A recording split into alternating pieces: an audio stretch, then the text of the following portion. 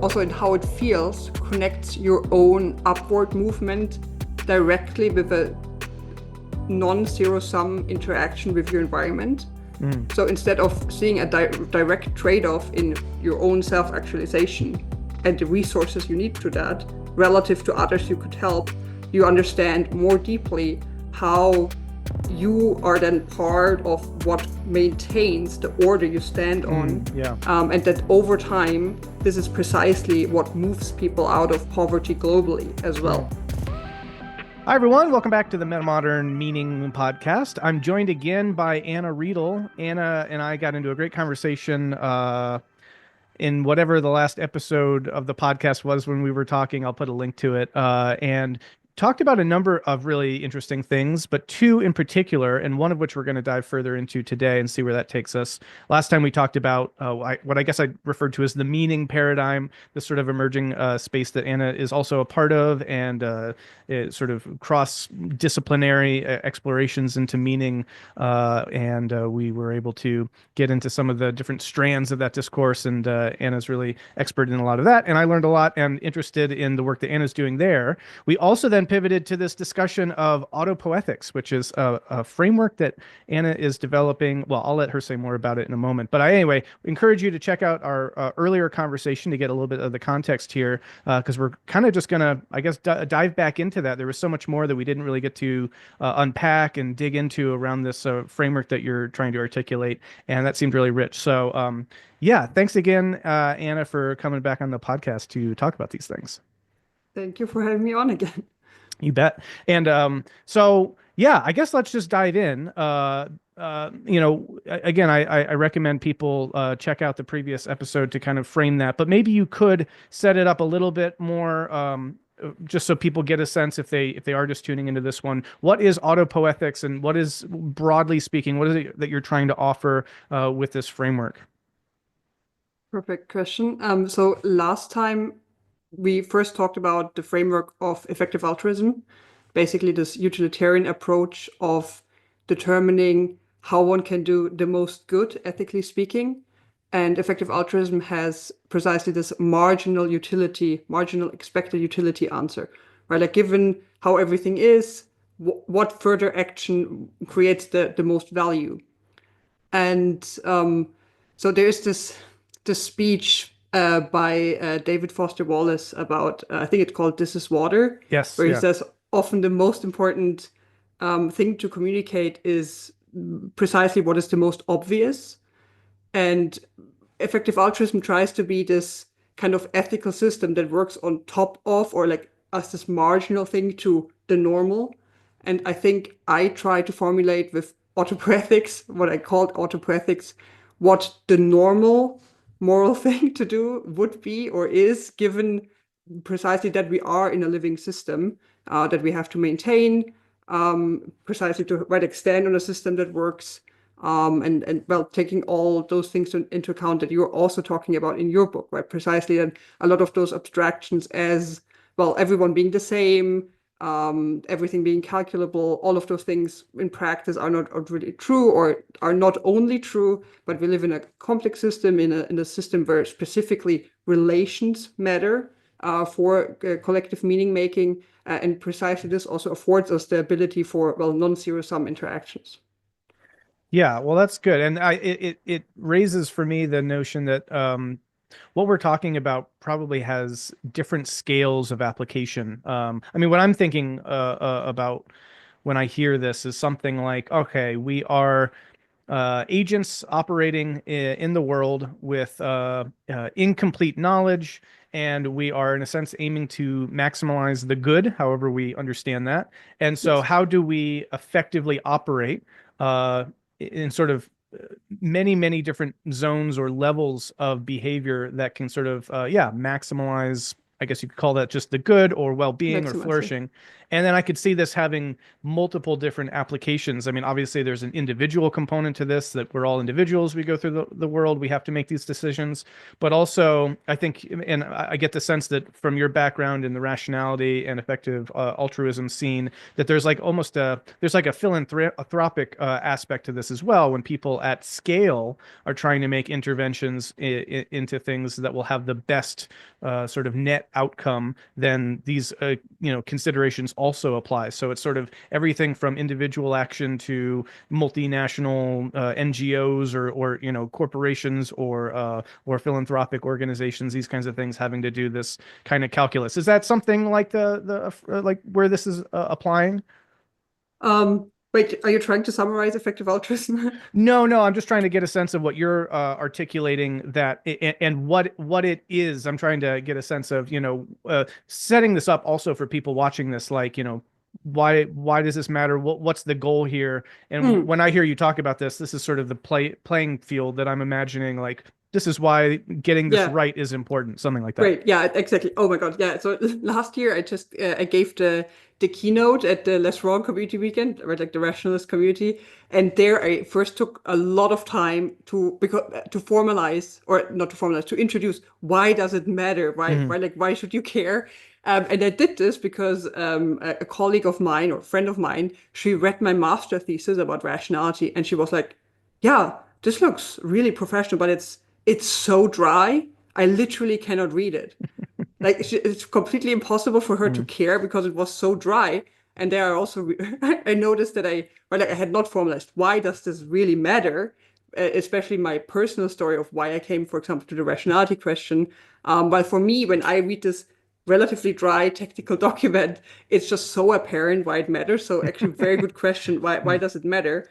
And well, I can start actually with the topic of rationality and then go over to ethics, because for me they're conceptually, I think the more you know, the more you know, the easier it is to find the unity of how things are fundamentally all very connected. Mm. And so the technical term of rationality, which I will immediately also connect to ethics, is the idea of doing the right thing, right? Like very banal, just do the right things, which is technically very similar to intelligence, right? So basically getting the most of what you want, which if you don't assume that this is completely independent of also knowing what you should want, you could also say, right, it means getting what is good, which is often then formalized as maximizing expected utility. Well, utility in a sense also means, right, like what is good, what is useful. Well, okay, we want to be rational, we want to achieve our goals. But I think the jump to, well, being rational to ethics or morality, which are rules of correct conduct, is very, like, it directly unifies the question of, well, collective intelligence, like doing what is good for, well, in a social context with others, but just having a good life in interaction with others, so others also have a good life, but just basically just not just ignoring that those questions are deeply interrelated, right? And yeah, for me then finding an ethical system, it's just, well, it's basically the same question as collective intelligence, right? Like how should we all behave so we get the most good, right? It's very it feels so straightforward. That's very hard to explain, actually. Like if there's something that matters, we want a lot of it. So what do we have to do to get it, right? That's basically it. Yeah, and another, I guess, part of my question there was around the level of scale at which this applies, because Yeah. I always find it helpful to kind of get a sense of what's the category that this falls into, whatever it is that I'm looking at, right? Is this, some kind of meta-theoretical map of reality? Is this a cosmological system? I'm not saying that these apply here at all. I'm just saying, like, when I'm trying to zoom in on understanding something, it's like, what's the category here? And you're framing this as autopoiethics, so there's a sense in which this is and ethics. It's an approach to ethics itself. Yes. And so that's helpful because in our earlier conversation, and in this one, I'm sure we'll get into this. We've talked about your former interest in engagement with effective altruism, but I tend to put that in the category of something like, a philanthropic philosophy of Mm. how to be effective, right? So if someone's like looking for how best to operate in the world, they're not going to say, oh, let me, what I mean? They're kind of different kinds of concerns. And I see that in some ways as a level of scale, right? So ethics might be multi-scalar. It applies to both individuals and collectives, but something like effective altruism seems to be more like something that really only applies to interventions at collective levels to maximize that kind of utility or something. So it sounds like I'm getting the sense that autopoiethics is something you're framing as kind of a global ethical system that can be applied across these different scales and Yes. be revealing and helpful. Yes, and it's really great that you bring up the question of scales, because right, the question of scales brings up the topic of context-dependent principles. And I think that's precisely something that, for example, lacks in effective altruism, that has one approach where you try to, well, quantify, for example, suffering or health issues, for example, globally, and then you can see where you should act, thinking immediately globally from the start, while especially in living systems, right, first having a hierarchical ordering or hierarchical structure is important, which means, right, different scales of action, but also boundaries are important, and precisely not a, right, like not this completely impartial view from the get-go, but different parts have to act locally so that the overall structure works. And I think this is exactly also what I'm saying here, right? So first of all, you have to take care, what I said last time as well, right? You have to make sure that the systems you stand on continues to work. So right, when we look at where should I start? So first of all, when you think of effective altruism, you think of this movement that just, right, like does something very specific, mainly a philanthropic work, global philanthropic work. But when you look at it historically, it is deeply rooted in specific philosophical approaches, in Mm. particular by Peter Singer, and by, of course, William MacAskill, and deeper, of course, then you have Derek Parfit, who, right, wrote multiple books on questions of utilitarianism, and has these books like Reasons and Persons and On What Matters, where, right, like there's a very particular ethical framework underneath that emphasizes very strongly this impartial view, right? In a sense, everyone matters, and also I'm irrational if I have not integrated this view from nowhere in a deep sense. And I Mm. think precisely these arguments have changed in recent years. So my arguments are based on the development, in particular, in the topic of rationality. So Derek Parfit, which is underlying to EA, has used the ideas that were in the rationality space to apply it to ethics, which is what EA stands on. But I've worked on rationality, and rationality has strongly advanced, or conceptually in the recent years. Well, some of the ideas are just a renaissance of things we've always known before, which right happens all over again. And basically, I want to integrate how rationality has changed also in the question of ethics. So I think it's theoretically quite deep and not just directly targeted at the practical projects by effective altruism. And one big topic in rationality that has strongly changed, which is an idea from philosophy of science, is this idea of the view from nowhere, which is also something Hmm. that John Vervaeke talks about, Hmm. right? That it is, of course, not irrational to not be able to fully embody this view from nowhere, because subjective perception is real. Being a first person is a real experience, and it is right, not to be discussed away, which is what we had a lot in also even in psychology. We discussed question of consciousness and first person completely away, which is absurd because psychology is about Hmm. the experiences of humans, right? But right, consciousness explained by Dennett, I think some people say basically what he argued is consciousness explained away. Mm. I think EA, and more importantly, the underlying ethical frameworks try to really emphasize this view from nowhere, which is fundamentally a very theological idea. Basically, I'm arguing, one could say I argue that EA is um, not, for example, like religious enough, but basically I'm saying EA is, or utilitarianism is still too theological, because Hmm. they somehow have not fully understood where there is a godlike structure in there that we cannot actually aspire to. And I think trying to do that and not really grappling with our extreme boundedness and finiteness can lead to huge problems in that regard.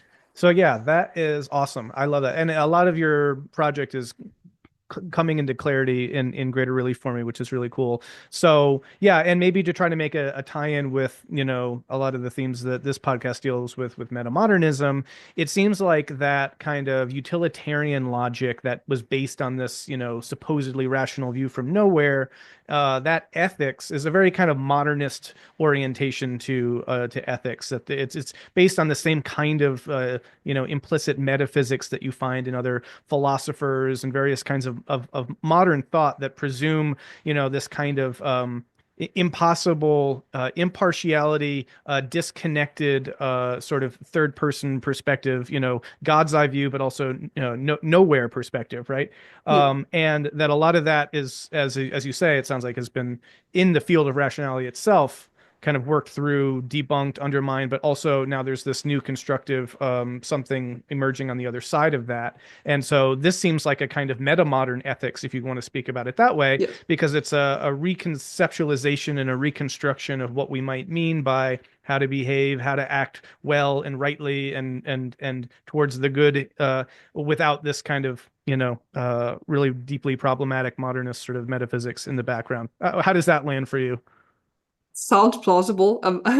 Sounds very plausible. To be honest, I think there's many sub-questions I have just not answered to myself. I just feel like if I sit in my room for another 5 years to fully formulate this out, there's less value in just trying to really talk about it and some parts of it emerging while I bring it out, right? Because others then can see maybe connections that I haven't even seen there. Yes, so Yeah. but meta modern makes a lot of sense. So for me, the process perspective is extremely important, Hmm. which ties into questions of whether if you care about welfare or utility or value in EA, when you try to measure that, for example, in health economics, where you try to use certain metrics, it is usually always first order consequences, right? It's the immediate consequences, and the further into the future right when you look at the second order effect and then up to the nth order effect, as Jim Rudd would say, it's already basically impossible to measure the first order consequences. You have to make a lot of assumptions, and that's where the power comes from. And the further in the future you look, the more important it is really to understand the process perspective, right? How things interact over time and the underlying structure of how a system will move given the different actions different entities take. Right. Well, and so, okay, I think this is really good setup now. So, some of this, again, we did get into in our last conversation, but feel free to either reiterate a little bit from a very kind of 30,000 foot perspective, what autopoethics, how it would articulate or approach these issues, or feel free to dig into some of the things that we didn't get into in that first conversation. Anywhere you'd like to go with this, because yeah, I'd love to hear a fuller articulation, of this perspective, because I think it's really valuable. So take that wherever you'd like, and offer anything into the mix here wherever you'd like to go with this. Yeah, so many directions. The main argument is, which I've also said last time, that a lot of the normativity of action can be grounded in the autopoiesis of the entity, right? So my main objectives in action are first and foremost to continue existing, which needs, then given how I'm embodied and my context, there's quite a lot of constraints that immediately is straightforward that I have to do these things. There's not much degree of freedom to do things otherwise. And I'm arguing that, first of all, there's a strong asymmetry between, first of all, the normativity of self-maintenance, then, of course, the maintenance of the ground I stand on, right? There's a lot of local action. I think it's a strong argument for localism. Mm. And then anything that goes beyond, I think there is space where you can exactly still take this marginal view where you also think way further. But I think the main argument is this asymmetry between, first of all, the self-maintenance, maintaining the culture or general ground I stand on, extended context, basically, bringing forth the niche that I need to survive, and then there might be additional space where the other framework makes sense. But I think this part of the question is completely dismissed in other frameworks. And why this comes more into the foreground now is, I would argue, because of Carl Friston's work, Mm. where where the question of optimality were more and more connected to the question of, well, the living structure or the living being and what it what it even means to be well to act rationally. And of course, people like Varela and Maturana, who talked about this from the beginning. So I feel like the concepts of biology and rationality have very strongly merged in recent years. And well, if you want to apply rationality to ethics, then basically what I'm saying is, well, it seems quite straightforward that there's more import necessary from one to the other. So I think that's the main argument. And then, well, I've mentioned this, the view from nowhere in rationality, which I still argue is super important to, right, like take this, zoom out to integrate as much of just reality into your own perspective so you can act with coherence. When we do this, we come from exactly this axiomatic approach to rationality to the newer 4E approach in cognitive science, right? Exactly this. I'm not just this disembodied, logical, analytical being that looks from an objective, detached view onto the world, but I'm in the world. I'm embodied in a particular way. I'm coupled to the world. Right? All of these things. A lot of how my own cognition works is because culture is firstly created to make the world intelligible to us, and then it also shapes us back. Right? There's this continuous interaction between world and self. So here's a question. A lot of questions come to mind, but here's a good one, I think. So a lot of people would think, well, ethics is about how we treat each other, right? And about, it's not just for myself. Like Yes. by definition, it's about something about the subjective or at least interrelational kind of Yes. dynamics. So someone might say, well, I don't understand. If we just ground this all in, self-maintenance and self-organization, how is that ethical by its nature? Where does the regard for others come in, and what does that look like in this system? Well, I think my main argument is primarily bringing forth the other perspective as strongly as possible, so it can be integrated in a view that already says, well, right, the other perspective is, oh, there's so many people with so many problems, and right, there's so many issues in the world. I should really go and try fix them. I should try to help other people, and right, that's kind of the position I'm arguing against. And I think the opposite perspective, which I'm arguing for, is, I think the first principle is just self-responsibility, right? If I care about everyone a priori, I'm in the best position to first and foremost help myself, which if I'm saying they have this integrated self or enlightened self-interest means I first of all take care of myself. I do what it requires, financially, health-wise, all of those things. I take care of myself, and if everyone does this, well, everyone is already quite well off, right? And then of course on top of this, you can still say, of course, you should also help others. But I think a lot of points of morality or ethics, they're not directly about helping others, right? So if I think I can bring basically three thought experiments. So in EA, the classical thought experiment is the idea of the child in the pond, right? I'm walking by a pond and a child is drowning, but I'm wearing an expensive suit. Should I go in and save the child? Even though it might destroy my expensive suit. And it seems quite straightforward. Yes, obviously you should do that, right? I still agree with this. You should do this, of course, right? It's very, very straightforward. And there's another, I mean, you can also argue that this changes. I would, for example, say it changes if there's many children drowning way, way further away. The responsibility is not linear, right? I would not say I'm as responsible for 100 children drowning in a completely different country that would cost me a lot to actually get to, or right, like the opportunity costs are also insane. And also there's many other people around who could also save the child. But there's also a different thought experiment called I think it was the lifeboat metaphor by Harding, where I think at the time there was this argument of spaceship Earth and how we deal with resource allocation and multiple ethical problems. And he said, imagine you're on a lifeboat, right? And there's lots of further people that are swimming in the water. And now the question is like, how many more people can you take in?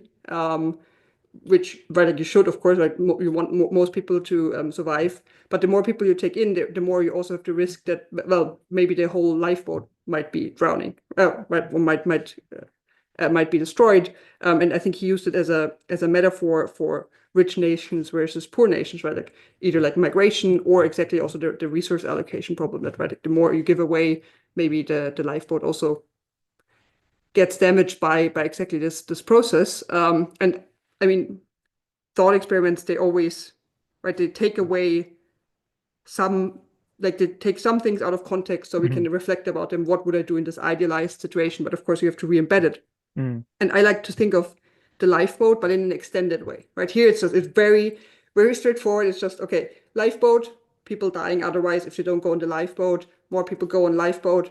Lifeboat might not survive and everyone dies. But if it was a way bigger boat, right? If it's just a way bigger boat and we're not on it just right now to get saved, but we actually have to live on it, right? It's a boat that's alive in a sense. It's a full structure. Now the ethics no longer is just about how many people do I get on the boat, right? But suddenly a lot of the action is immediately very indirect, right? So I might be like, okay, there's other people pulling someone out of the water, but maybe I should just dedicate myself to, well, just fixing holes in the boat, right? And then it's just the person that is now dragging swimmers out of the water, the ethical person that's helping, or am I who's just diligently doing the right thing of fixing the boat in an ongoing manner? Isn't it also part of the ethical problem, right? And then having an immediate trade-off of saying, oh, right, everyone should just be pulling people out of the water, and the guy that's just like, let me check here. Is the material still good? Let me do some quality tests, right? Why does this fall out of the system? And I would say it definitely does not, right? Right, like if the captain like stopped captaining the ship to go try to pull people out of the water, then the boat would crash, and then that would be good for no one. So actually, him not doing that or her not doing that would be the more ethical thing to do in that situation. Yes. I think there's oh God, I don't know whether I can pull this off, but in the book Boundaries, there's this, so it's about setting personal boundaries. And I think this is actually relevant because, right, living systems need boundaries. There's this example of the Good Samaritan. Is that how you pronounce it? Samaritan, yeah. Samaritan, right? He's helping this person that is asking for help, and sharing with him. And now the question is, well, should the guy continue to, right, he was on the way to do some trade and some business. Should he now continue to stay with the person in need and, like, I don't know, bring him to a hospital, then coach him, improve all his life, right? Like, should he completely start to, like, where does he stop helping? And of course, if he would not say, hey, I've now done something for you, now I'm going back to doing whatever else I'm doing, which is doing my business, so I have resources that I even can allocate, then he would exactly undermine his own existence and his own ability to even help others, right? And I think if you just extend the morality question or the ethical question, then a lot of things that are moral, I mean, I'm basically answering this question, right? Oh, isn't it about how we treat others? Yeah, but I would say a big part of morality is what we do when we're not interacting with others, right? So, for example, if I'm a super kind person, but when I'm alone at home, I just binge the unhealthiest food possible, it's probably also an ethical question, right? Because if I'm then obese, I cost more to the health system if I'm not privately insured and so forth. So I think a lot of other questions of conduct directly fall under the same questions, basically, which is a very long answer to a very simple question. No. Long answers are great. So no, but it does raise some really interesting questions, which I don't want to get into now, but maybe we can come back to them, which is almost where the ethics crashes into the theological. There's something about a kind of radical ethics that arguably, is embodied in like the kind of utterly life-giving, activity of like a Jesus or someone who just, it's like, where he basically would say, yeah, give it all up and or like a Mother Teresa, like these kinds of folks who just empty themselves utterly for the sake of the well-being of others. It would seem to fall outside maybe an autopoethical framework, but I don't know. I don't want to go there yet because that would take us down a different angle. Because something came up for me while you were speaking that I'm just curious about, where I think intuitively we understand why, but in your talking about this, we kind of just assume that, well, of course we would want to save as many people as possible and this sort of a thing, right? But like, is there an explanation in an autopoietic framework for why that's the case? Like if it is about self-organization and sort of maintaining the boundaries of the self first, and then, going from there, is there an internal or intrinsic justification for why we should be other focused to begin with? There probably should be, but I don't have an eloquent answer. I feel so honestly, this just feels so God-given to me. I can't even pull it up explicitly. Well, so here's an idea I have, and I'm be curious what you think of this.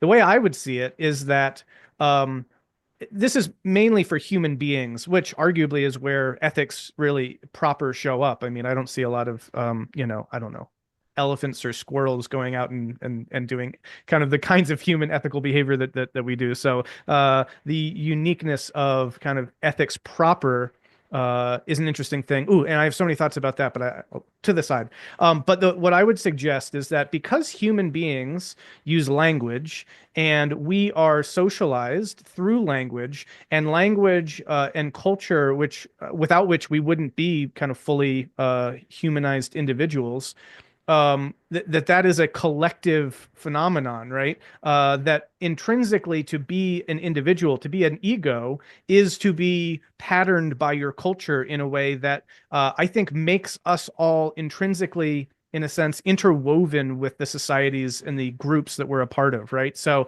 I think this is a big source of why that we feel that intuitive, intrinsic need to help others, to attend to others. And fundamentally, it still registers in an autopoetical kind of way, because I am not, there's that Ubuntu phrase, I am because you are. It's really like that, right? Like when tragically children grow up and they don't learn to speak, or they're kind of removed from culture, they never fully attain the level of kind of language using people, and they're cut off from the kind of socializing realities that other people experience, which is so core to the formalization or the forming of an ego and a self concept, and all this stuff, all the deep meaningful aspects of living in society that we relate to, all that powerful shaping influence is what makes us who we are. And so I feel like we are inherently driven to also see that in some sense as something that we're trying to preserve and maintain and serve, because it's also the basis of our own selves, if that makes sense. What do you make of that idea? Well, again, it seems extremely true that this is the case. That well, we become ourselves in first of all, like interchange just with others. That's how we realize who we are, right? By also by difference to others, and by exactly by this noticing where we, for example, also want different things, for example. And then well, we're brought forth by our culture in well who we are in particular. But I try to really answer the question. I think it's just, I think there's so much literature historically in philosophy of why just like suffering is bad. It's so intrinsically bad, the experience of, well, the bad experience of suffering, that it seems straightforward to want to reduce it versus like, right, of course, you want to increase good feelings in the end. So it's very grounded in the, well, how people feel overall. But yeah, I think in that regard, I would still send people to the all the original ethical literature by whether it's Mill or Parfit. I think there's so much written on it. I think I started out this view felt so obvious to me. So when I was a teenager, I was exactly wondering, right, like what is meaningful, and well, of course, having a good life, whatever that means for myself, is good. But it immediately felt straightforward that it also means to help others to have a good life. And then what drew me in the most was the question of animal welfare, because I saw Mm. videos of what happens in factory farming, and I just that there are these huge magnitudes of sentient beings that are completely disregarded in their sentience, and basically tortured. Like there were many nights that I couldn't sleep. So it also clearly shows how I come from the other perspective, right? I come from the perspective of the default is to want to care about everyone. This is like deeply care, harm, moral dimension. Jonathan Haidt talks about these different, like the moral foundation theory, and it's this dimension, and was very attuned to all the problems that are going on in the world. And it's still, when I think of it, of course it shatters me. And I think this is exactly why I formulate the other perspective, because this pulls me in personally so much. And I think one argument that red pill people would probably make is that it's a deeply female perspective as well, kind of an extended stance of the mother towards the world, right? Like just, oh, seeing someone crying out in pain and immediately wanting to soothe it. But I mean, one could make the argument, yet I would say most of the people that have written the most prolific works on this perspective have all been men, and Hmm. so I think it's a human problem. Well, I wanted to throw this idea by you. I'm just trying to bring up the article here. This is from What book a is it? this is called Evolution, Development, and Oh, Complexity. amazing. This is sort of the Evo Devo community. There's an essay in here. I guess I can just read the table of contents and tell you the title rather than have to find it. It's called Universal Ethics, Organized Complexity as an Intrinsic Value, by Clement Vidal and Jean-Paul Delahaye. And when I read this the other week, I mean, this was published, this volume, I think in 2018. It articulated a version of an ethical system that I'd intuited, and it made a lot of sense for me as I was exploring more and more of the complexity field. And I'm wondering how this would dovetail with your autopoethics, which basically the idea, as the title suggests, is that complexity itself we register as being intrinsically of value, right? That there's something that goes into the increasing complexity because of the time, in a sense, that kind of is required. And you could bring in things like assembly theory, as I was called, assemblage theory, all these different ways of understanding this. But as things complexify, right, you can begin to quantify that in terms of yeah, evolutionary time that goes into those things, the expenditure of time and energy that goes into those things, and all these things can be the basis of value. And so, if we understand something to be very complex, then we have an inclination to recognize that value, and that we can see this as the basis of ethical regard. So there's a notion, there's an argument in there for why, when we see, let's say, an animal suffering, that there could be one way of reading that apart from just the phenomenological empathy, or you could almost say the structural. I hesitate to use the word explanation for, because that kind of sounds reductionistic, but let's say a theoretical accounting for some of that phenomenological experience of empathy is that we are ourselves the product of this vast, complexification process.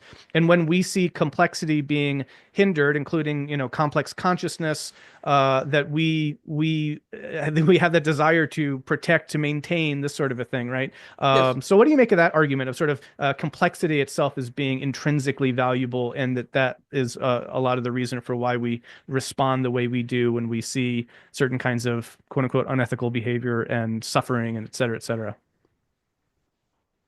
I don't think it touches me when an animal suffers because it's complex. I think it's in particular because it's being alive and we share big, important parts of our existence. And then it's probably an extension of what I've learned as part of human culture to do with other humans and what I want other humans to do with me. And then I extend this also to animals. And then, I mean, in particular, right, like not talking in the abstract, with many animals, we have just co-evolved for a very long time. Right, like dogs are the way they are because they one one day they came closer to humans and left being a wolf behind. So I think there's a lot of right. That's exactly what meaning is, right? Like coupling over time, and then having exactly this relational property. Um, yeah, of course there's so many other things I could say, but I feel like they're more the standard answers. I try to bring forth my own answers here. Yeah. Well, and Um, yeah. yeah, I mean, and again, I don't want to reduce it to that, but I do feel like there's a meaningful difference that we experience when we see certainly a dog, but let's say, I don't know, a bear, Hmm. or a pig suffering versus Mm. a cricket. Yeah. or an ant, right? Like these Yeah. read differently. And we, Oh again, yeah, I for think sure. intuitively see that that treating these things differently is somehow justified, even if we don't have very good explicit reasonings that we can give for this. I think that something like this complexification stack relates to these sorts of things, right? So that when we see, a tree getting cut down, we might think, oh, that's unfortunate, but we don't go rush and stop that person, or think that Yeah. it's like a murder, right? Whereas if we see an ant being crushed, we say, oh, that's not cool. If we see a pig being killed, we're like, I don't like that at all. And then when we see like a dog or a child, then I'm saying that there's an increasing level of the the emotional response to defensiveness for trying to maintain the life as well, and that seems to unfold along that complexity axis, arguably in some way. And I find that an interesting way of going about these that could plug into an autopoietic, self-organizing view of ethics. But I don't want to get hung up there. I know there's so much to this framework that Yes. you'd love to get into without me peppering you with random questions. So unpack more Yes. and take this wherever else you'd like to Yeah. go with it. Yes. Well, I think my main argument last time also was, right, if I think about I want to donate money or I want to use resources, which is the main perspective in particular of effective altruism, and now I want to create the maximum of value with it. And in EA you talk about first order value, but I think in particular over time, the second order and so forth, that's actually where the big question usually lies. And the main argument there, which I've also said again last time, is, well, we are standing on, right, this amazing functioning system which will progress and will only become more affluent over time. So we're in this privileged position where our resources are worth a lot more, where people have way less. But the underlying argument is that, well, of course, we have a lot of resources here if the system overall seems to work better, right? And now the question is, for example, if, well, it works because it is a functioning, living, complex system. Now, for example, the trade-off is, how should I spend the resources to, for example, help someone far away? Or should I, for example, use it to complexify more? So what I'm Mm. saying is, for example, someone from, let's say someone is not, it doesn't apply to the richest of the richest that have just like, let's say billions of dollar, right? I mean, it's very, for them, of course, please do philanthropy, right? Like absolutely no question. But Mm. for some, like I really, the 100% the EA framework is exactly what they should use. I still think you should also apply the EA framework to more local contexts. Like you should apply to multiple scales. I can talk about this later, but let's assume someone is middle class, or right, like they're not billionaires that have excess resources, but how should they use their resources in context? And if we assume that our system works so well because people can participate in this extreme complexity, how shouldn't I firstly invest it in becoming as diversified, as complex, as complexified, as specialized as possible? So a lot of why our civilization works is because people take extreme effort to become extremely specialized, right? Like this extreme diversification. And this in any real life context needs a lot of resources, not just of the individual. But if you think of, if you look at who goes to university and becomes a doctor, right? Of course, there's some people, they're just the children of someone who already is a doctor. But for everyone who's trying to, for example, climb up the complexity hierarchy, this might even mean that their extended family gives them some money to make this jump upwards in the hierarchy of complexity, right? Of self-actualizing, which then is in a non-zero sum interaction a value to everyone. And I think for the people that are not in this extremely special, rare position to have extreme amounts of resources, if we think of civilization or just our countries as complex systems, I think there's a very clear trade-off between what should I do, right? Like, should I first maximize or my own specialization versus should I spend it somewhere else? And I think this is not a trivial trade-off to make. It's very hard to calculate. And from I call it now autopoiethics perspective, I think the complexification is way more important because there is this asymmetry of maintaining a system and right? Versus being in a nice, cushy position to help others. So I think this always has priorities. Has priority. Yeah, I'm rambling. Please tell No, me no, I mean, what you're well, that thinking makes a about. lot of sense. I would be surprised, but you know the scene a lot better than I. I mean, is this a meaningful difference with the EA community? Would they say it would be unethical for people to become, I don't know, to move up that complexity stack? Or yeah, so I'd be curious, like where, well, that specifically, but also maybe if you could point to an instance where autopoethics would come to a different conclusion relative to an EA approach. No, I think right again in most of the things you would, for example, read on the blog of 80,000 hours who talk specifically about career, they say exactly that, right? Like, of course, right, you want to think long term about what makes sense here. Um, Nevertheless, because I've been in the community, I've often seen in practice people make these these trade-offs way more directly, right? That Mm, people would actually keep themselves very small because they would directly think, oh, but this, right, like this coffee is $5, and this would mean I could cure so many people of mm, schistosomiasis, mm, not seeing exactly this indirect way of interaction. I think there's a big divide between what, right, like the most educated people in the EA community, for example, would argue versus then how the extended kind of community deals with it. And I think this also relates to a lot of other trends we are seeing. For example, with I guess it's a buzzword, but the whole deindustrialization movement, right, that just tries to use way less resources versus pushing in the other direction, say, hey, let's become way more complexified or efficient, which needs, for example, a lot of energy. Instead of just trying to use less energy, you push forward so you can um, use it way more efficiently over time. yeah. Well, and again, I mean, all that makes a great deal of sense. But I guess it does raise the question, right? Like, well, I guess you're saying that in the day-to-day sorts of things, people are making these trade-offs that maybe they're not even aware of how crude the kinds of calculus is that they're doing.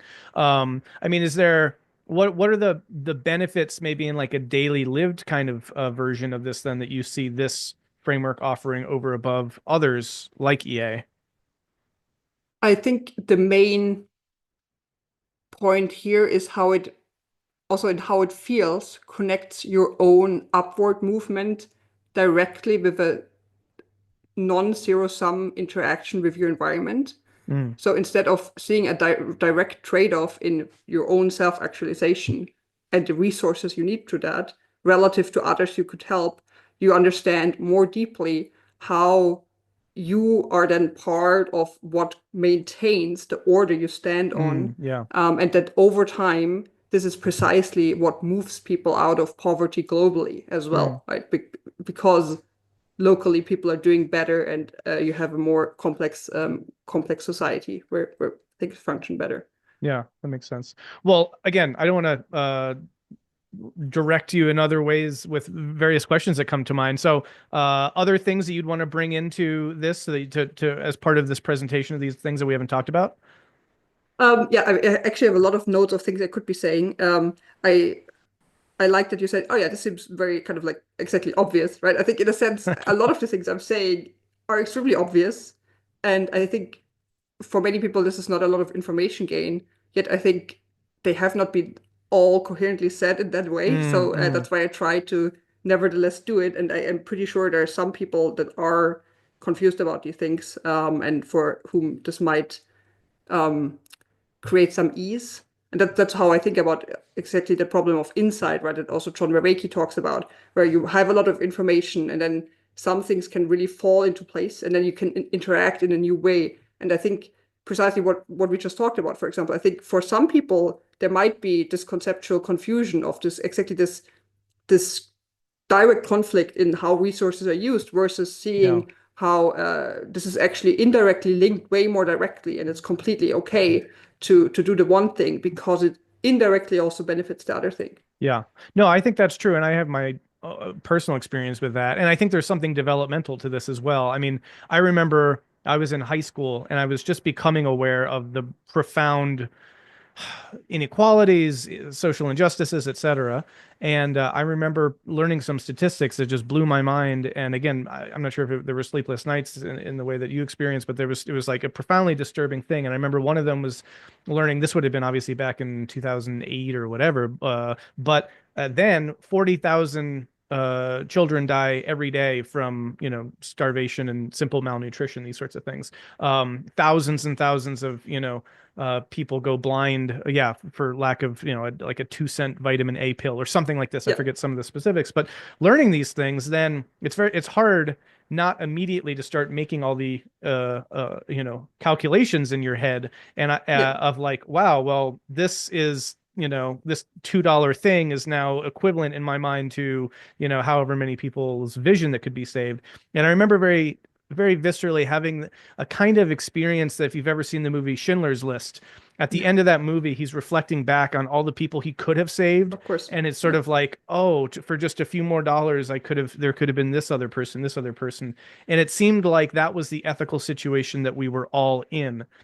Subsequent to that, though, which I think is an important moment, like kind of developmentally, it's an important insight. Yeah, there are all sorts of reasons why you realize it's not that simple, No. that it doesn't simply pan out that way, and that there are all these other factors, so that the complexification of your own ethical considerations and calculus has to become part of the mixture. And my point with all this is that there is something of a of a burden that is removed because of those insights, right? When you're living under the impression that every 2 cents that you waste is, basically equivalent to causing someone to go blind, that's a lot of guilt and like, Yeah. a sense of responsibility that actually is irrational to think that it just, evens out as simple as that. And so, anyway, it's just a reflection on that. Yeah, to that point, this hearing this and having it framed, presented, articulated clearly and rationally, I guess can be very helpful for people to let that sink in and click for them. Yes. Thank you very much for summarizing again. Oh my God. Yeah, I'm still trying to figure out how to put all these ideas together. So another argument, so let me start first. So you know the moral foundation theory by Jonathan Haidt, right? Yes. Yep. Yeah, so to quickly summarize, he makes the argument that there's multiple underlying dimensions of what we care about in morality, some of them being care and harm as one dimension, then fairness or justice as one dimension. But then we also have, I think, loyalty versus not being loyal, but also even purity and also degradation versus, I think, sanctity. So I think there's some further, but I think these are some of them. Mm-hmm. And so in the utilitarian framework, you really focus on the harm and care dimension. But my argument as part of autopoiethics is that the other dimensions can be part of the process by which you realize the most harm, or sorry, not the most harm avoidance or the most care over time, right? The most welfare. So for example, what I just said, right? There is no, of course, you can say there's a trade-off between using your resources to self-actualize as much as you can. But you can think of it as some trade-off. Nevertheless, your self-actualization, right, is towards the highest complexification that you're possible of, to then in this very specialized way, which requires a lot of sacrifice, through this process, you contribute to the whole society complexifying as much as possible, which is again non-zero sum, right? So and Jonathan Haidt talks exactly about these different dimensions. And here, for example, you could say, oh, if you value degradation or like sanctity, this could, for example, mean if I treat someone as less of what they are capable of and lock them into that state, for example, I harm the overall system because someone could do something way better than they're doing, and I'm harming them in that. So by having those sub processes of what we value, one could argue that all these different processes together realize like the maximum complexification, and therefore a system that maintains welfare for everyone in the most coherent way. Yeah, say a little bit more about that, Yeah. because Explain a little bit how those different, moral foundations are a part of that process. Because I think I'm tracking with you. It seems like there's Yeah, some way in which all these play a meaningful role. Even sometimes there's kind of opponent processing going on here in the 100%. mix. Yes. But yeah, I don't know. Unpack that a little bit more because it's an interesting Yes. idea. So one subpart that I see here is, for example, the trade-off between care and harm and loyalty. So let's assume, and this ties directly into the question of shared meaning making over time. So let's assume we interact over time, right? You and I, we are a team. We create some resources together. Let's say we have some funding for the Sky Meadows Institute whatsoever, right? Like let's take that. And now someone comes along and they have a lot of problems, right? Or they would really need some money. And now it's just like, oh my God, a priori, they matter equally as much as you do. Let me just give a lot of the funding we just Mm, got to those people. To those people. I think if in a first order utilitarian perspective, of course, I've just, for example, healed a lot of people from really terrible diseases, but it would also damage our meaning system mhm, because you mhm. would lose trust in our interaction where we have a higher complexity of doing something of value. So there's a direct trade-off here between, oh, me just using these resources, but a priori, shouldn't those other people matter to me as much as you do? But this doesn't make sense when I take Yeah, into account that relationships matter over time and those interconnected structures can be destroyed through how I act, right? So this is the dimension of loyalty or just being mindful that we are through our interaction in a specific kind of relationship. If I just disregard this and disregard this dimension and just say, oh, but there's so much harm I can now avoid, I harm this structure that we've built that enables new and more complex ways of interacting, right? So yeah, what I'm saying is if I only think through one lens, I directly do harm to other structures of, in particular, relationships that over the long run enable also more harm avoidance and more care, right? yeah. And more resource creation. So that does raise the question that presuming some basic framework like heights is true, and there are ways that you can actually enumerate like what these major kind of moral foundations are. What is sort of the best approach to that, right? Because they are often in tension. They are. Is the optimal solution to find sort of a balance of all of them within ourselves, within our society, or are some privileged over others? What are your thoughts about that? Well, first of all, I think you have to develop an understanding of the different dimensions and their reality, which means over time, exactly, right? Cognitive development for that regard, and also socialization and growing the awareness of what happens when you disregard a different kind of these dimensions. Um, I do like the overall idea that, for example, different political sides, let's say it Hmm. like that, prioritize different dimensions and then they interact through this opponent processing.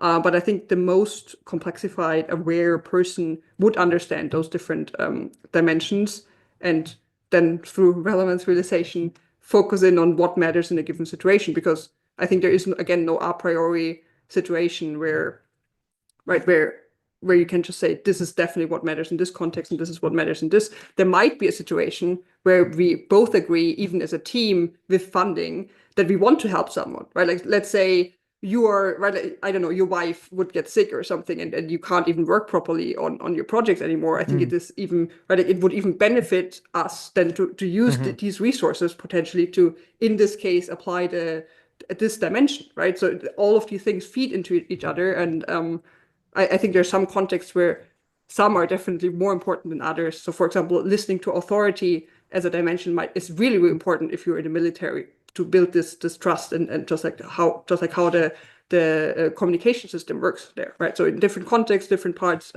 matter, but overall, I think an awareness of all of the different ones and how they computationally as a process play out seems the Yeah. most coherent view. Well, I have a question, but again, I also know that there's so much stuff that you've got there that Oh, you want to please. share.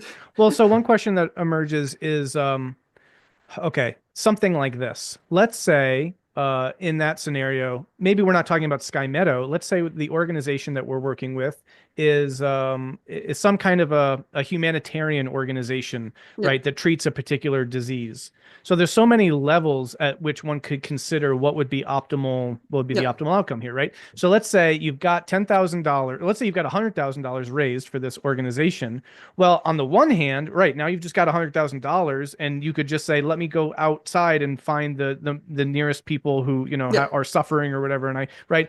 But now that the complexity of that organization that could do what it could do with $100,000 invested in it is now decreased. So Yeah. specifically, if this organization wanted to fund R&D research into a cure for a disease, right, then like that money could have so much more of an impact than just immediately dispersing it into the immediate, environment, right? So there is Yeah. a sense in which you can have, and anyway, one observation that came to me while you were talking is there's really interesting ways in which you could kind of relate this to kind of a meta, what do you call it? Like a meta system phase transition for like the impact level or something. But Yeah. my question is more, By the yeah, way, this question of this trade-off that has been widely written about in EA, right? Because you have uh-huh, exactly this problem of, right, for example, how much overhead does yeah, an organization have, and does this impact how I think about their effectiveness? And it doesn't, right? For many organizations, it makes a lot of sense for them to have overhead, like actually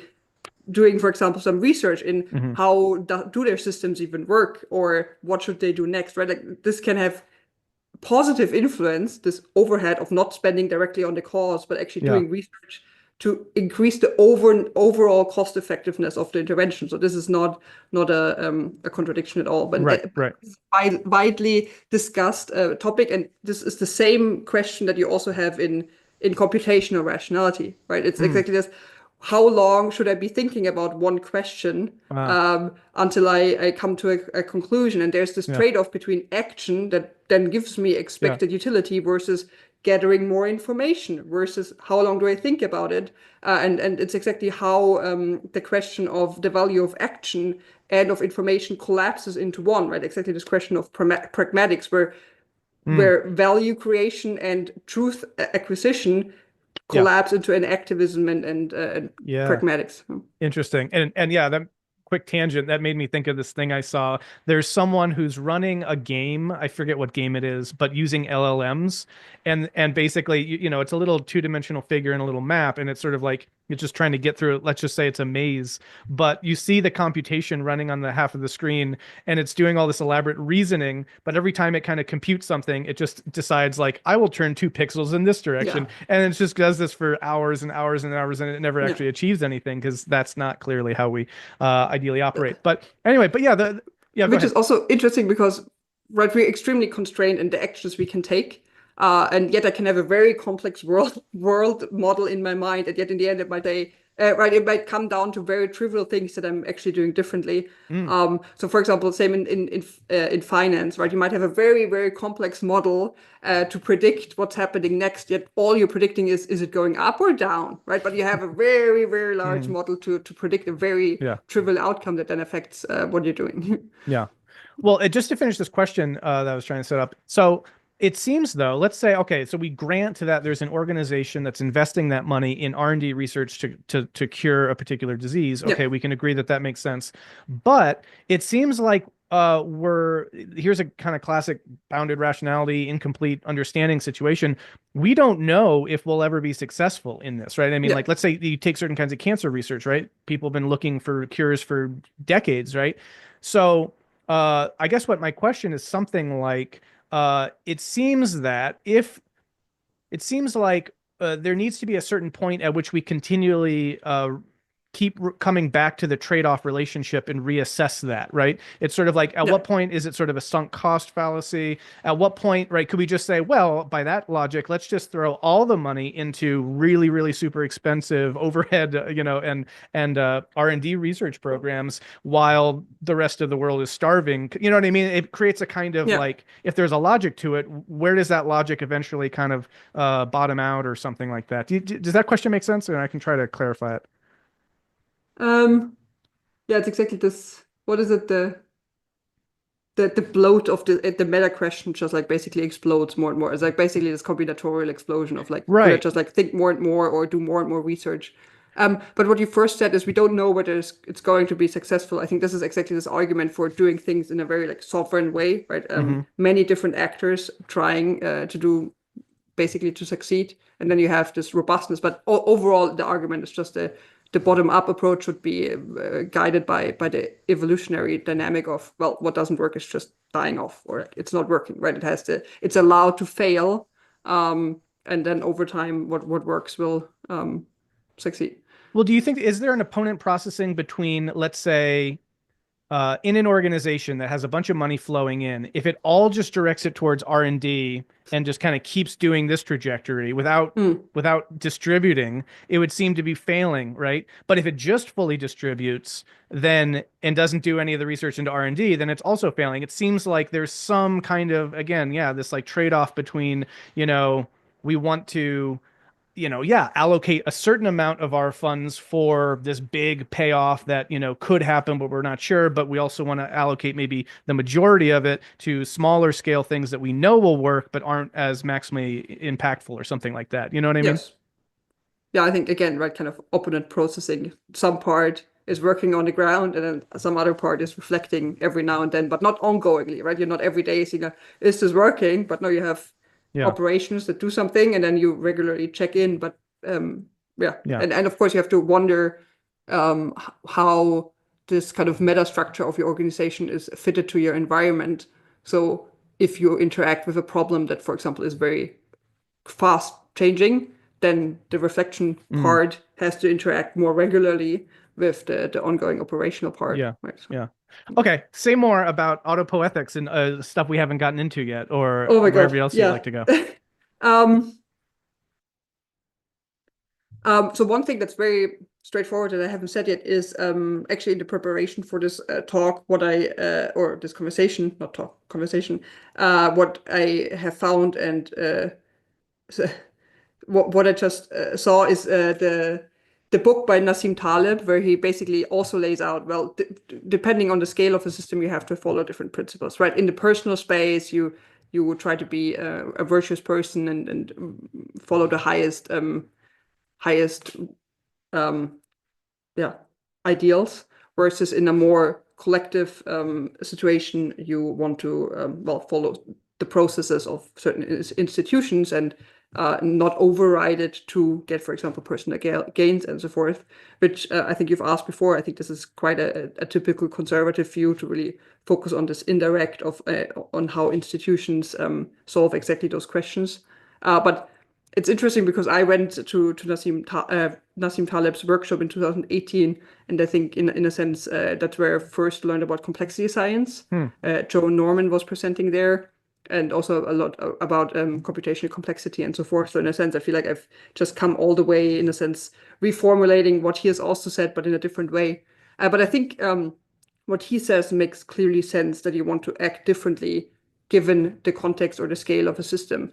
So, right, just like from my own extreme boundedness as a one person, uh, even if a priori I think everyone matters, for most people this doesn't require, or it cannot require action from me because I'm just not capable of doing that. So for most of the beings that in theory, in principle matter, I just have to follow, for example, the no harm principle, right? I just leave them be, let them do their own thing, let them take care of themselves.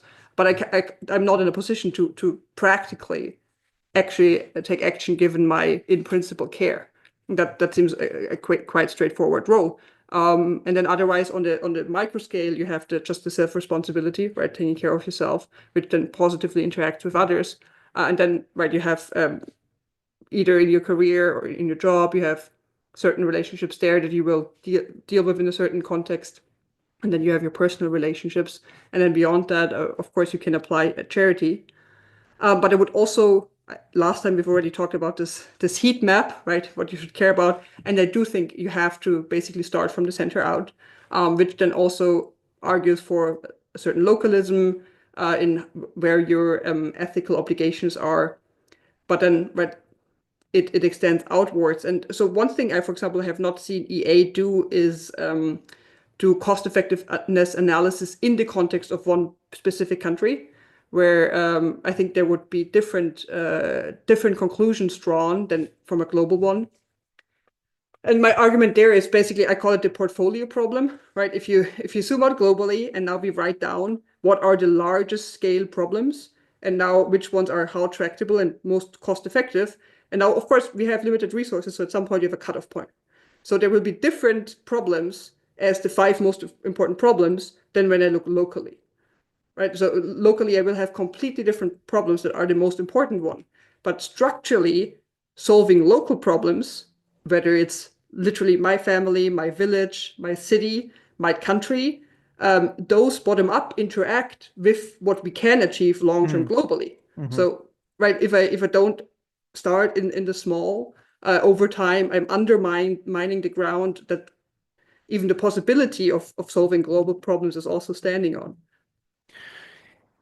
It does raise a potential critique, though, even Please. using like complexity thought. So I think of, like, Eric Hole, and he talks about causal emergence, right? The notion, well, let's just use like emergent causality in the sense of some organizational structures Yeah. are more causally impactful at this level compared Yes. to their microstates, right? Yeah. So it does seem like if we're actually trying to make an intervention uh, at, at the level of causality in which these things are operating, that we should aim to the top level rather than, like, it's sort of like, because actually, in the context, right, of like temperature, uh, any given particle only has a little bit of sway over what it can do with its surrounding particles, but changing the microstate isn't going to change the temperature because that's a Hmm. macro state phenomenon, right? And similarly, like when you're talking about, yeah, very complex entities, let's say like a global financial system or economic system or geopolitical system,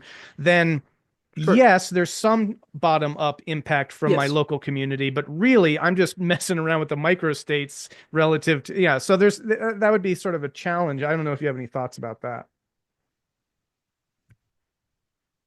So are you talking, for example, about political systems and changing those? Yeah, I mean, any large scale system that, I mean, we deal with this all the time, right? Most of the big problems that we're facing, whether it's climate change or various kinds of environmental destruction or, certain kinds of global social and economic inequalities, yeah, that you could go into your local neighborhood and, do some stuff there, but you're not rising to the level of the causal impact that's having the actual, significant it's almost like, maybe another example would be a polluter, right? Or some, let's say some, okay, when we want to look about the problem of the plastification of the oceans, right? Well, yes, at a local scale, I can be very careful about not using Yeah. plastic or recycling, whatever. But ultimately, that problem has to do with a systems level way that we are using plastic as a resource in packaging and, all the things that I have no direct impact on, Yeah. that it seems like that the intervention level required is of this sort of emergent causal factor up here, and it's not going to be impacted down here. It's something like that I'm trying to speak to. Well, what would this ask from you? Well, I mean, so I guess what I'm getting at is it seems like it's implicit in what you're saying that enough bottom up activity is going to change the top down system. And I'm Mm, saying there are reasons why what we mm. know from complexity science maybe suggests otherwise. And if this is based on those kinds of models, then yeah. No, I'm not implying that, oh, you're just doing your local actions will then, right, like through the emergent behavior, solve everything at the top level. Mm, I'm just saying that if you prioritize the global perspective and then have even a portfolio of the most cost-effective causes globally, on this list, you will never have all the things that locally do matter and will mm, also causally over the long time matter as a foundation yeah. for the things we can do globally. Mm, So, for example, right, if nobody locally takes care of all the children being able to read and write, but I could completely leave them at the wayside, even though the local school is obviously breaking down, and I could try to intervene because I'm more closely there. This will have impact on poverty in my country, Yeah. even though it's a small impact. But I think I'm just making the argument that that one is more directly coupled to it. That these small things also matter. I'm not saying they will also causally solve the big problems, but I think that they're, and also I'm not saying this is the only thing you should do, but it is a scale that also matters, and it also matters in a foundational way to maintain local structures and right then, especially in the again second order and order effect and so forth. I think just from my personal like how I'm built, I prefer to think about global problems. I also think it's also psychologically very pleasant because one feels very powerful. Like I think it's not just like even what is most important, but of course it feels way more pleasant to be like, oh my God, what should we be doing about this thing that right like that affects everyone? It's way more pleasant, and I think that's also one of the reasons why it's quickly like it's easy to be drawn to. Also, not just because it's the right thing to do, but also it feels more powerful to be one of the person that solves a global problem. But I think it's completely valid to find pride in solving local problems. And I see this trend that whenever people talk about impact, it is always the global problem. And if, for example, right, I'm sitting in Austria right now, if everyone that goes to university wants to work on global climate change, where is the local transformation that impacts this in particular? Where is the pride in just like solving all these underlying local problems that long term will be necessary to then be this kind of country that can even affect this, right? Because otherwise you kind of suck the nutrients out of the foundation towards the global perspective. And I'm saying it's not all. Sometimes it has probably a negative interaction where then the foundation gets eaten up. Well, it is interesting. It makes me think of how civilizations themselves collapse, right? There is this sense in which civilizations often tend to collapse when they overreach. They kind of get hollowed out from within because they're focused on protecting the borders or whatever. But then, the schools are failing back in the capital city, that sort of a thing. And so, there's like civilizational lessons in here as well. At the same time, what you were just saying did raise that notion of that theological question surfaced at the beginning of like, there is an interesting, compelling notion of, what if everyone was just radically focused on their immediate kind of environment, like if everyone had sort of Jesus level intensity around just like, oh, there goes someone who, is poor. I need to go give them the shirt off my back, something like that. Yeah. It's an untested almost hypothesis, but there is a kind of power and intensity and a complexification that you could see happening even from just like, maximizing local impact or something. That's an interesting idea. Yes. What do I want to say? And again, I think when I say the local action, I'm not saying just do what is completely egoistically relevant for the local context, but integrate the global perspective, right? But you can still act locally in that regard. And again, I come from the precisely opposite perspective of think globally, think where you can have the most cost-effective impact, which is usually far away, where your money goes way further. But I think I got a reappreciation of exactly this local action in some important ways. Well, I want to be mindful of time here, so we should start to wrap this up. But it raises big questions. I do have a couple more big questions, but I'm also curious, like, are these the kinds of questions that we've gotten into already? The sorts of things that you want to talk about? Are there things that you'd like to talk about more that we haven't gotten to? Feel free, obviously, to bring those into the mix. But like, are these the kinds of conversations that you're looking for this framework to generate, or you feel like we're still just kind of scratching the surface here? I think I'm gonna reflect about this afterwards. But I have multiple underlying arguments that I just want to make. Like, first of all, right, rationality has progressed. So in the rationality discourse, the first person perspective has become way more important. And I think putting the self at the center again with also individual perspective, expertise, and so forth is also important. And to understand we're not God.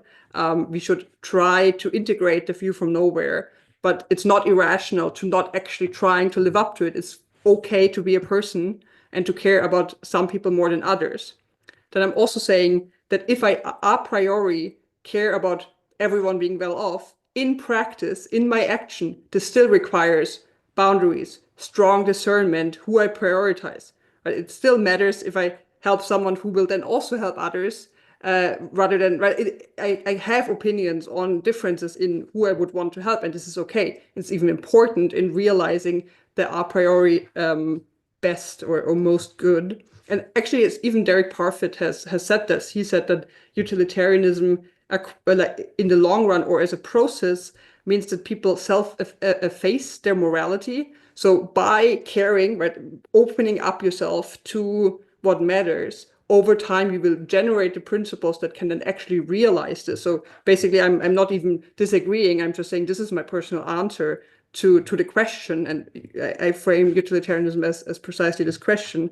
Yeah, then I think I've stressed the question of hierarchy and hierarchies and boundaries, in particular, that there is a trade-off between using resources to help others far away or in general help others versus complexifying yourself. And in a non-zero sum interaction, complexifying yourself is not, right, it's not something evil. It's actually exactly something positive sum that everyone benefits from.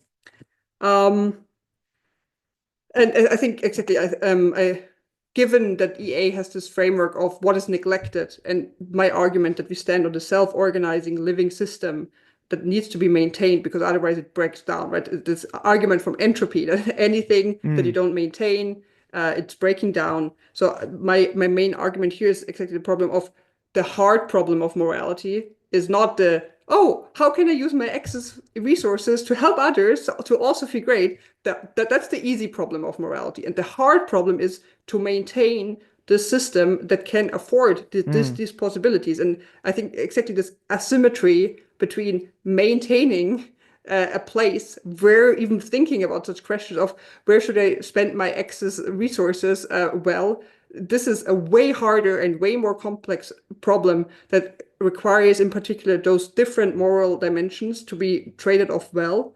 So I think the hard problem of ethics as the self-maintaining of the system, I think this is one of the main claims I'm making, to really emphasize this, and to focus on, well, everything is neglected all the time in self-organizing system. I have a way more, I guess, a way more cynical view where I think it's not just everything is working well. Nobody's actually thinking this, I hope, but it's not nothing. Basically nothing really works. Everything can be improved, and we really need different kinds of principles that we apply in different contexts to realize that.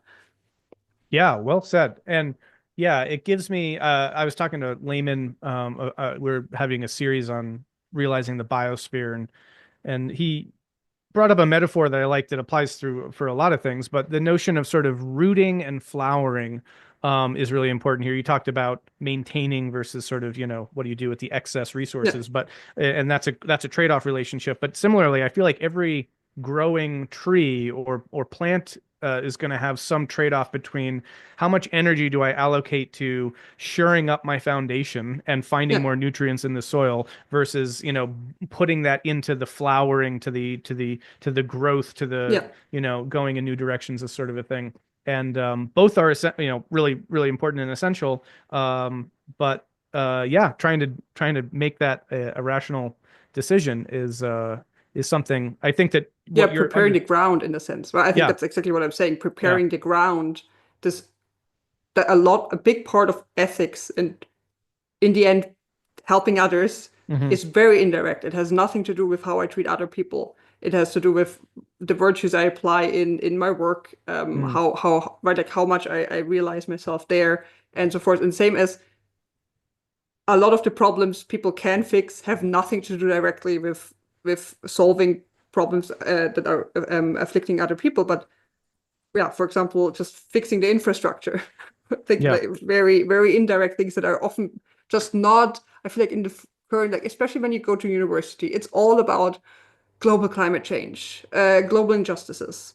And of course it is the more conservative view, but I feel like in the end we depend so much, and particularly now in where I'm right now, I think it's often the older generation that will then take care of I don't know, like maintaining the integrity of the building you live in versus you're just renting and so forth. And I Mm-hmm. think all these implicit or indirect actions in the long run, someone will have to do them, and it's important to honor them and also to make sure we understand that in the end, everything higher depends on people doing those local things that are Yeah. just taking responsibility for your environment. Mm. Well, this was great. I really enjoyed this. I really appreciate your perspective, and I'm looking forward to. I'm assuming you'll be writing on this and getting these ideas out there and I seeing heard and you're helping me with I would that. love to. I'd love to. No, this is really important stuff, and yeah, I'd like to talk about it. I still have so many. It raises such big questions, but Yeah. I would love to continue having these conversations as this framework kind of, gets more consolidated and you articulate it and everything. So thank you so much for sharing this. Anything else that you want to throw in the mix, or I'll just give you the last word before we wrap this up. I think I've touched on a lot that was still parts of my notes that I have not said last time. So I hope this was an important expansion, and I Mm, hope there's some good insights in there for people. Um, and I just want to basically say this to the audience that I really see this as an ongoing dialogue. mm. I love the other perspective of EA very much. But I want to bring forth this perspective in particular to integrate it. But please reach out with your arguments, comment here under this YouTube video, and yeah, just let me know what you're thinking. And well, I hope there was something helpful in there. Awesome. And you're also on X, right? If people want to Yes. engage with this stuff. Cool. Well, that sounds good. Thank you so much, Anna. Looking forward to our next conversations and very much looking forward to working together on this and other things. So till next Thank you time, so much as well. take care.